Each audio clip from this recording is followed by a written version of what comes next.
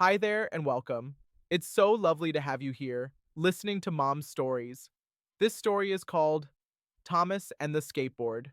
Thomas was 12 years old and had finally saved up enough money for a brand new skateboard. He had counted coins, sold old Lego sets, and mowed lawns for the neighbors all summer. When he finally held the board in his hands, shiny black with flames painted underneath, it felt like he could do anything. All week, he had planned for Saturday. That would be the day he went to the big skate park in town. That's where the big kids hung out. The ones who could jump high, spin in the air, and land with a confidence that made everything look easy. Thomas had never gone there alone before. His heart beat faster as he biked over with the skateboard tucked under his arm. From a distance, he could already hear the sound of wheels on concrete and bursts of laughter. When he arrived, he froze. Right in the middle of the park stood a group of older boys, at least 15 or 16. They were pulling off tricks in the half pipe while others watched. Thomas stayed at the edge. He sat down on a bench, placed the board on his lap, and just stared. Maybe I should just go home, he thought. But when he looked at the flames under the board, a spark of courage lit inside him. Hey, is that your board? Are you just gonna sit there and cuddle with it or what?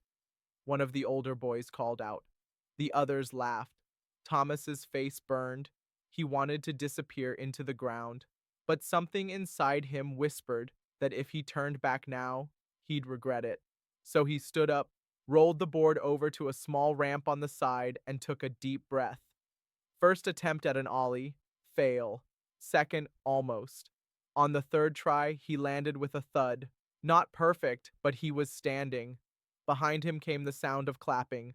A little boy, maybe 8 years old, with a helmet way too big for his head, was smiling at him. Wow, you did it, the boy said with wide eyes. Thomas couldn't help but smile back. He suddenly felt taller, braver. Thanks, he said and tried again. Soon he was gliding down the ramp, the wind rushing through his hair. He fell a few times, but each time he got back up. After a while, he no longer heard the older boys laughing. When he dared to glance over, one of them gave him a small nod, almost like silent respect. The little boy followed him around the park, copying every move Thomas made. Suddenly, Thomas wasn't the smallest or most inexperienced anymore. He was someone showing the way. Time flew by. As the sun began to set, Thomas sat back on the bench, this time with a smile. He had learned something important. Courage isn't about being the best. It's about daring to try, even when others laugh. As he rolled home, skateboard under his feet, and hair messy from the wind, he felt taller somehow. One thing was certain, he would be back tomorrow, and the day after, and the day after that. Thank you for listening to the whole story. Now it's time to close your eyes and drift off to sleep. And listen, if you want, you can write your name in the comments. Maybe the next story will be about you. Sweet dreams, my friend. Good night from me to you.